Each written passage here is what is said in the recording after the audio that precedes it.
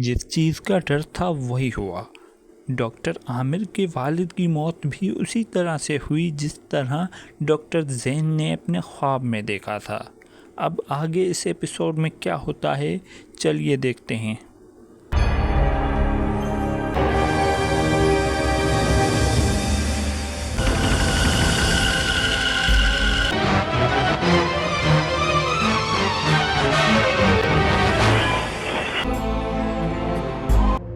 Hello दोस्तों, कैसे हैं आप लोग। आज हम खामोश ड्रामा की 10वीं एपिसोड को एक्सप्लेन करने जा रहे हैं। इससे पहले हमने इस कहानी की 9 एपिसोड्स को एक्सप्लेन कर दिया है। अगर आपने उन एपिसोड्स को नहीं देखा है तो पहले जाकर आप उन एपिसोड्स को देख लीजिए, वरना आपको कहानी बिल्कुल भी समझ में नहीं आएगी। तो चलिए इस वीडियो को स्टार्ट करते हैं। इस एपिसोड के स्टार्ट में हमें ये दिखाया जाता है कि खाने आज़म की बहन और उसका भाई वो लोग कायनात की शिकायत करने के लिए उसके पास आते हैं, लेकिन वो हंसने लगता है। तो उसकी बहन उससे कहती है कि भाई साहब आप हंस रहे हैं, कायनात ने मेरी बात नहीं मानी और मेरे मना करने के बावजूद भी वो सलीम से मिलने के लिए चली गई। तो वो उसे कहता है कि मैं इस बात पर दुखी हूँ कि उसने तुम्हारी बात नहीं मानी, लेकिन खुश मैं इस बात पर हूँ कि वो अब ठीक है, अपने पाँव पर चल रही है। जिसके बाद उसका भाई बख्श उसे कहता है कि लेकिन उसका यूं अकेली वादी में घूमना फिरना अच्छी बात तो नहीं है, अब वो बच्ची नहीं बड़ी हो चुकी है। तो खान उनसे कहता है कि तो फिर तुम लोग मुझसे क्या कहने आए हो, सीधी सीधे बात करो। तो वो उनसे कहते हैं कि हमें ये लगता है कि अब कायनात की शादी करवा देनी चाहिए। तो वो उसे कहता है कि किससे। तो ये इनसे कहते हैं कि आप हमारे बच्चों को गैर समझते हैं, आप उन्हें अपना नहीं समझते, इसलिए आप ये सवाल कर रहे हैं। तो वो उनसे कहता है कि ऐसी बात नहीं है, ये दोनों भी मेरे ही बच्चे हैं, लेकिन कायनात का सोचकर मैं घबरा जाता हूँ। तो वो उसे कहते हैं कि घबराने की कोई बात नहीं है, वो कौन सा ये शहर छोड़कर जा रही है, वो यहीं पर रहेगी आपकी आंखों के सामने। तो वो उससे कहता है कि मगर कायनात की रजामंदी होना भी बहुत ज़रूरी है।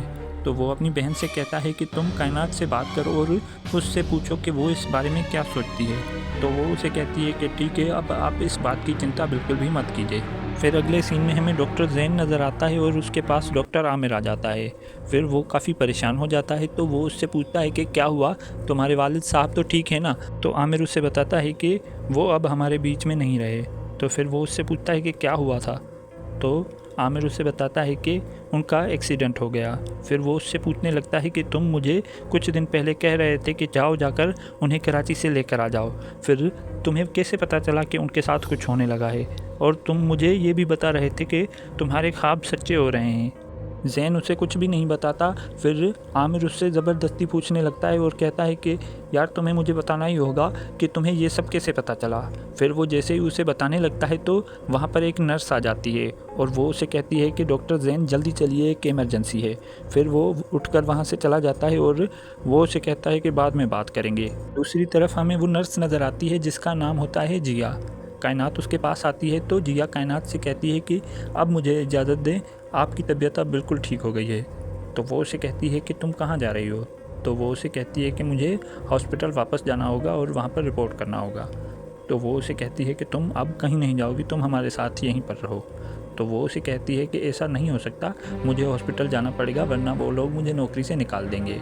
तो वो उसे कहती है कि भाड़ में जाए नौकरी, तुम यहाँ हमारे साथ रहोगी। तो जिया उसे कहती है कि ऐसा नहीं हो सकता, अगर मैंने नौकरी छोड़ दी तो मेरा घर कैसे चलेगा, और मेरी 2 छोटी बहनें भी हैं और उनकी तालीम के खर्चे कहाँ से पूरे होंगे। तो वो उसे कहती है कि तुम उनकी फ़िक्र मत करो, मैं बाबा जाने से कहकर तुम्हें डबल तनख्वाह दिला दूँगी, तुम इस चीज़ की फ़िक्र बिल्कुल मत करो, और अगर तुमने फिर भी जाने का कहा तो मैं यहाँ से कूद कर अपनी दोनों टांगें तोड़वा दूँगी। तो वो उसे रोक देती है और कहती है कि ठीक है, मैं नहीं जा रही हूँ। अब वो उसे गले लगा लेती है। फिर जब शाम हो जाती है तो हमें डॉक्टर ज़ैन नज़र आते हैं जो कि पैदल अपने घर आ रहे होते हैं, और वो डॉक्टर आमिर के वालिद साहब को सोचते हुए काफ़ी परेशान हो रहे होते हैं, और ये भी सोच रहे होते हैं कि आखिर ये ख्वाब मुझे ही क्यों आ रहे हैं। और दूसरी तरफ हमें कायनात नज़र आती है जो कि अपने कमरे में बैठी सलीम के बारे में सोच रही होती है और खुश हो रही होती है। तभी उसके पास उसकी फुफो आ जाती है और वो उससे उसकी शादी के बारे में बताती है कि हम लोग तुम्हारी शादी के बारे में सोच रहे हैं। ये सुनकर वो शर्माने लगती है। तो वो उसे कहती है कि शादी का सुनकर तुम कितना खुश हो रही हो। तो वो उसे कहती है कि मैं मशरिकी लड़की हूँ, इसलिए अपनी शादी की बात अपने मुंह से नहीं कर सकती। फिर वो उसे कहती है कि ابھی مجھے ٹھیک ٹھیک جواب دو کہ تم کس سے شادی کرنا چاہتی ہو، آصف سے یا فرات سے۔ یہ سن کر وہ کافی پریشان ہو جاتی ہے اور یہیں پر یہ ایپیسوڈ اینڈ ہو جاتی ہے۔